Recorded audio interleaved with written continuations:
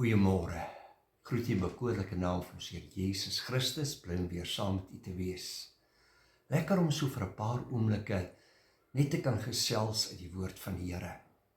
Die gebed van my hart is dan ook dat die Here in hierdie oggenduur tot u hart sal spreek, sy stem baie duidelik sal hoor en dat jy daardeur gestig en opgebou sal word. Ek lees dan graag saam met u baie bekende gedeelte Matteus 26 vanaf vers 6. En toe Jezus in Betanië was, in die huis van Simon die Melaatse. Kan ek net so vir 'n oomblik hier stop? Ek is so dankbaar dat ons 'n God aanbid, wat te midde van ons omstandighede by ons aan huis wil gaan. Hy wil in ons lewens instap en 'n radikale verskil maak. Hy wil vanmôre dan ook met jou en met my praat. En mag dit wees dat ons sal hoor wat die Gees van die Here vir ons wil sê. Nou sê en toe Jezus in Betanië was in die huis van Simon die Melaatse, kom 'n vrou na hom met 'n albasterfles met baie kosbare salf en sy gooi dit op sy hoof uit terwyl hy aan tafel was. En toe sy disippels dit sien, was hulle verontwaardig en sê, waarvoor is hierdie verkwisting? Want hierdie salf kon duur verkoop en die geld aan die armes gegee word. Maar toe Jezus dit merk, sê hy vir hulle, waarom val julle die vrou lastig? Want sy het goeie werk aan my gedoen. Want die armes het julle altyd by julle, maar my het julle nie altyd nie. Want toe sy hierdie salf op my liggaam uitgegooi het sy dit gedoen met die oog op my begrafnis. Voorwaar ek sê vir julle, oral waar hierdie evangelie verkondig sal word in die hele wêreld, sal ook gespreek word van wat sy gedoen het, tot 'n gedagtenis aan haar. Ek stel dit aan jou vanmôre dat dit wat hierdie vrou gedoen het, was kosbaar vir Jezus. Dit was vir hom belangrik.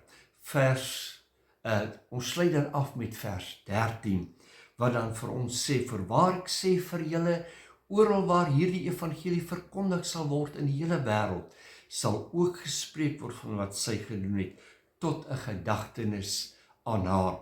Ek wil dan graag my boodskap titel, Maria, wat doen jy? Maria, wat doen jy? Die verhaal speel hom af in die huis van Simon die Melaatse. Baie interessant dat die woord van die Here dit baie duidelik stel, wie hierdie Simon is.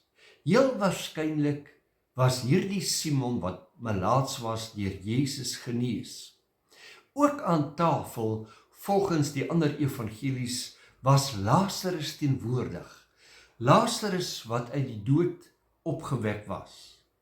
Martha is besig om te bedien. Hierdie Betaniërs wil hiermee dan heel waarskynlik hulle dank teenoor Jezus betuig vir wat hy vir hulle gedoen het. Hulle is dankbaar oor genesing, oor die feit dat Lazarus uit die dood opgewek is. Simon is nie meer melaats nie en Lazarus leef. Ek reken dat die atmosfeer gelaai was met dankbaarheid. Aan tafel was ook die ander disippels. Dit is 6 dae voor die Pasga. Terwyl daar 'n feestelike stemming heers, kom 'n vrou tevoorskyn. Volgens die evangelie van Johannes was dit Maria, die suster van Martha. Nou, Maria was 'n ware aanbidder. Ons vind haar telke male aan die voete van Jezus. So lees ons byvoorbeeld in Lukas 10, vers 39. En sy het 'n suster gehad, dit is nou Martha, met die naam van Maria. Die het aan die voete van Jezus gesit en na sy woord geluister. Ek stel dit aan jou vanmôre, dat ek glo dit is kosbaar om aan die voete van Jezus te vertoef. Om te sit en luister na wat hy deur sy woord en deur sy kosbare Heilige Gees vir ons wil sê. Vers 40 sê, maar Martha was baie besig om alles klaar te maak. Sy kom toe daar staan en sê, Here, gee U nie om dat my suster my alleen laat bedien nie? Sê dan vir haar dat sy my moet help. Ons word baie keer so vasgevang in ons omstandighede, in die dinge van hierdie wêreld, dat ons nie tyd spandeer om by Jesus uit te kom nie. Om te luister na wat hy deur sy woord en deur sy kosbare Heilige Gees vir ons wil sê nie. Vers 41, maar Jesus antwoord en sê vir haar, Martha, Martha, jy is besorg en verontrus oor baie dinge, maar een ding is nodig. Met ander woorde, ten spyte van jou bedrywige lewe, Martha, is daar een ding wat belangriker is.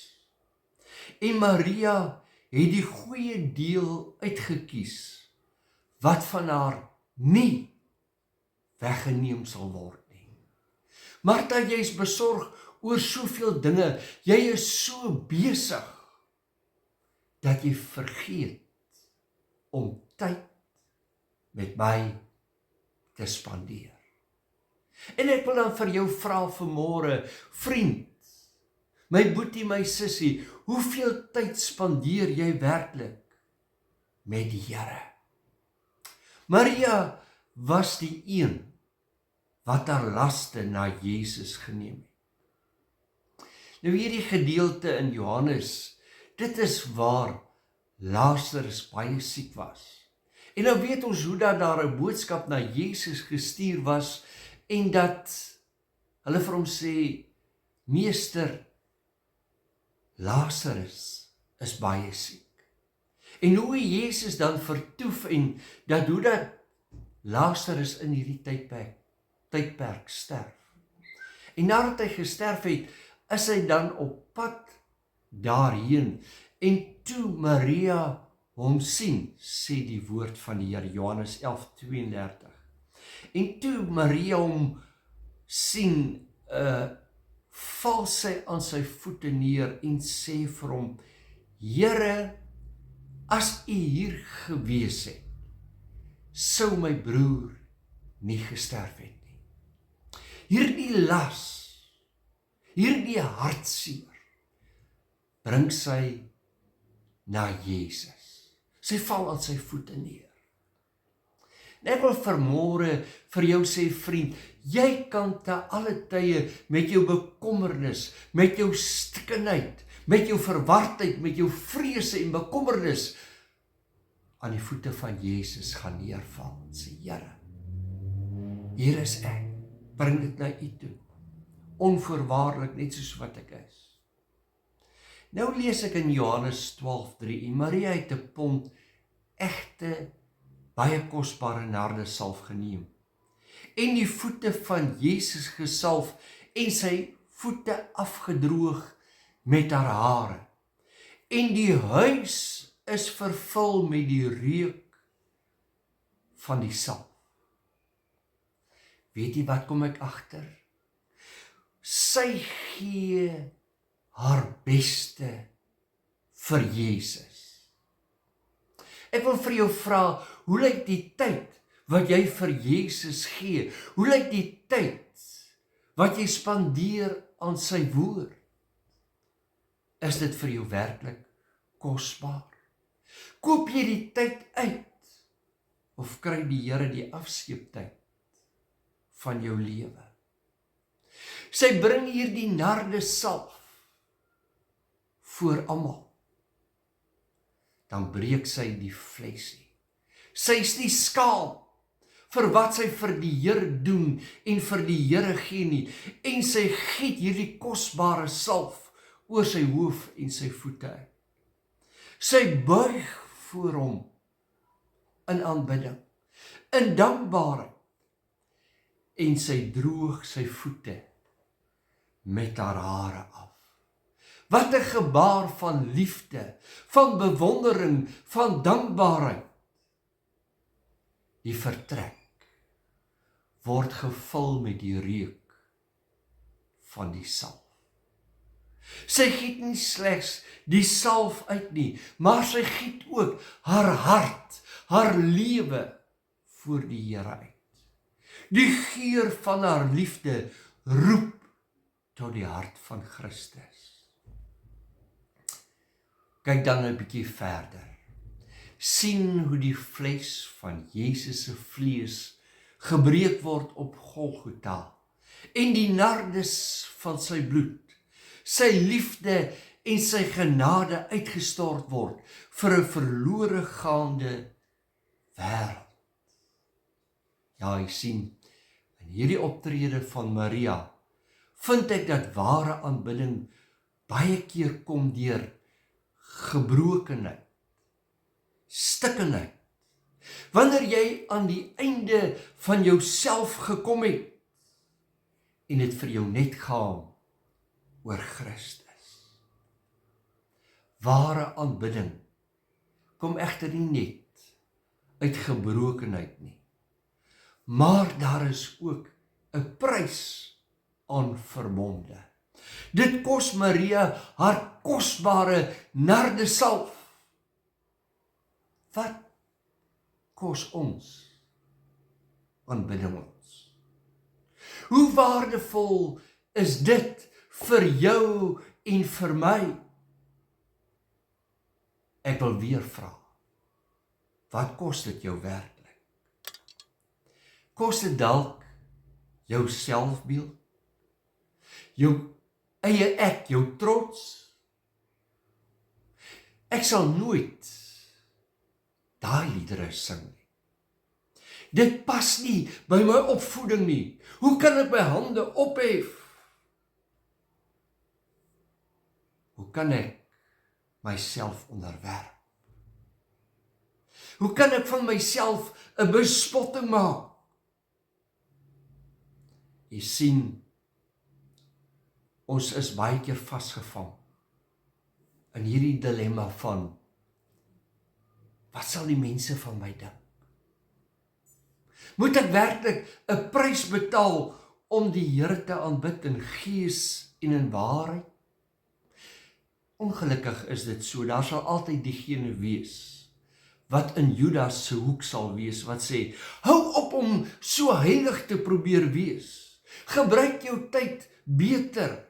Dis 'n vermorsing van tyd om kerk toe te gaan, om Bybelstudie by te woon, om te bid. Nadat Maria Jesus se voete met haar hare afgedroog het, en hierdie is vir my baie kosbaar, het die geur van die olie ook aan haar gekleef. Ek wil vanmôre vir jou sê, die tyd wat jy met die Here spandeer, is kosbare tyd. Dis tyd wat die reuk van sy liefde en genade en voorsiening aan jou en aan my kom kleef. Dit is wat ware aanbidding doen. Die geur van God se liefde en genade kom kleef aan jou en aan my. Jy sien, hierdie geur van die nardusolie het die hele huis gevul. Kan ek vanmôre vir jou vra, wat is die geur wat uit jou huis kom? Is dit 'n geur van konflik, voortdurende spanning? Dalk voel jy, jou huwelik is besig om 'n duie te stort. Jou kinders ervaar 'n krisis. Ek wil vanmôre 'n aanbeveling doen. Wil jy nie maar soos 'n Maria kom en jouself neerwerp aan die voete van Jesus in ware aanbidding, sy grootheid en sy almag besing nie, en jou allerbeste vir hom gee en sê, Here, ek is dankbaar vir u voorsiening. Ek is dankbaar dat u groot is van liefde en genade. Here, ek kom stort my hart voor U uit. Eerstens in dankbaarheid, maar tweedens ook in afhanklikheid. Ek wil jou hierdie versekering gee, my vriend. As jy bereid is om jouself te verneder voor die aangesig van die Here, as jy bereid is om hom te dien in gees en in waarheid, sal hy die melaatsheid wegneem uit jou lewe. Sal hy die doodsheid wegneem uit jou lewe. Jy sal ondervind hoe God vir jou bonatuurlik voorsien en onderneem. Die gebed van my hart is dat die geur van aanbidding, van lof, van dankbaarheid in jou lewe waarneembaar sal wees. Dat die geur wat uit jou huis tevoorskyn kom, sal spreek van goddelike liefde, van sy voorsiening en beskerming, dat wanneer ander jou huis betree, hulle sal kan getuig en sê, waarlik, God is hier teenwoordig. Die gebed van my hart is dat jy sy guns, sy liefde en sy genade sal ervaar. Maria, wat doen jy? Ek is besig om God te aanbid.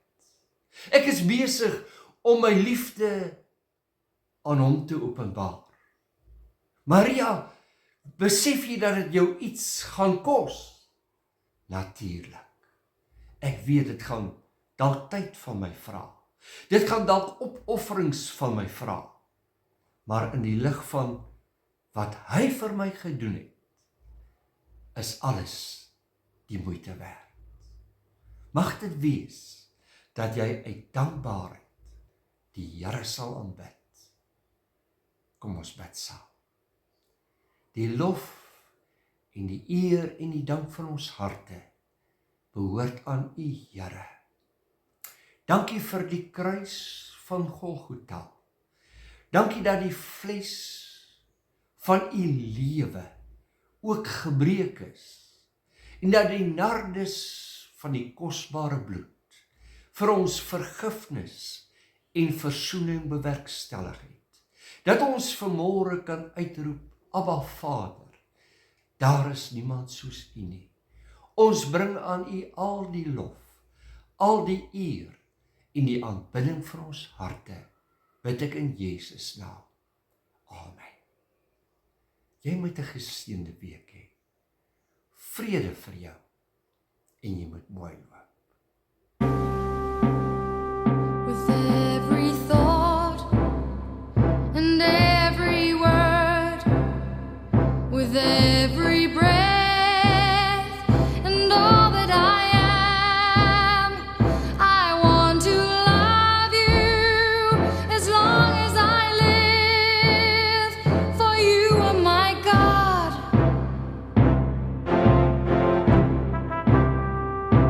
I surrender